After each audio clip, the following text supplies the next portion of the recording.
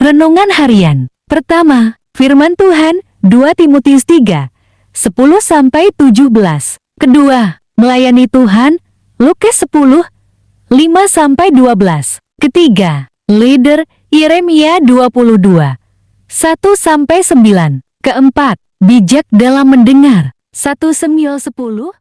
Memberi nasihat kepada Timotius sebagai anak rohaninya, karena menyadari akan kemungkinan penganiayaan dari luar gereja dan adanya penyesatan ada pada ayat 12-13. Nasihat tersebut agar Timotius berpegang pada firman Tuhan, sebab firman Tuhan bermanfaat untuk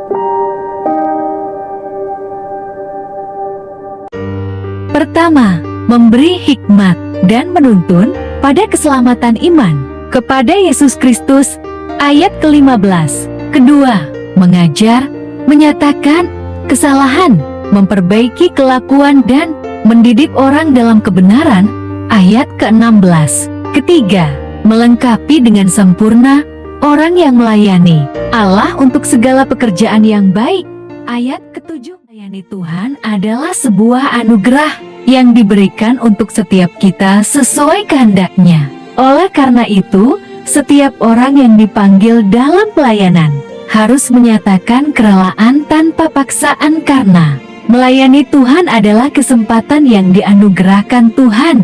Jika ekspektasi dari suatu pelayanan adalah kompensasi, tempat yang aman dan nyaman, kehidupan yang terjamin, mendapat penghormatan dan penghargaan, maka janganlah memberi diri menjadi pelayan. Melayani Tuhan adalah mengerjakan kehendak Tuhan. Saat ini kita akan belajar bagaimana Tuhan yang mengutus kita akan menentukan kita juga dalam pelayanan. Pertama, menuntun bagaimana cara kita bersikap. Lukas 10 ayat 5-8. Kedua, menuntun apa yang harus kita lakukan. Lukas 10 ayat 9. Ketiga, menuntun bagaimana cara menghadapi penolakan. Lukas 10:10-11.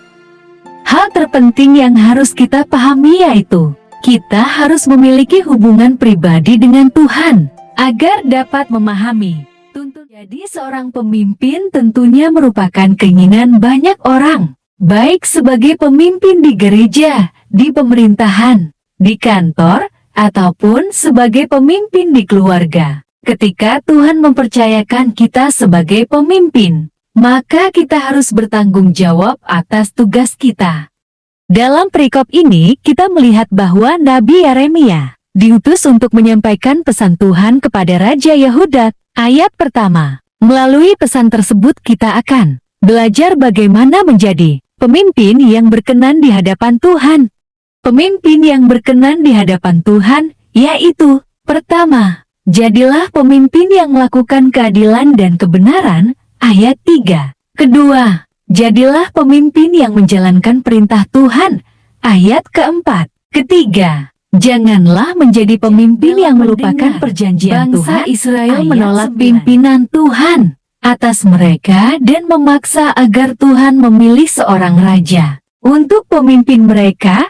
Ayat ke-19, Saul menjadi raja pertama Israel, ayat 24. Sekalipun kita kerap mendapati kesan buruk terhadap Saul, tetapi pada saat mulai pelayanan yang Tuhan percayakannya kepadanya sebagai raja, ada hal positif yang dapat kita teladani dari Saul, yaitu bijak dalam mendengar.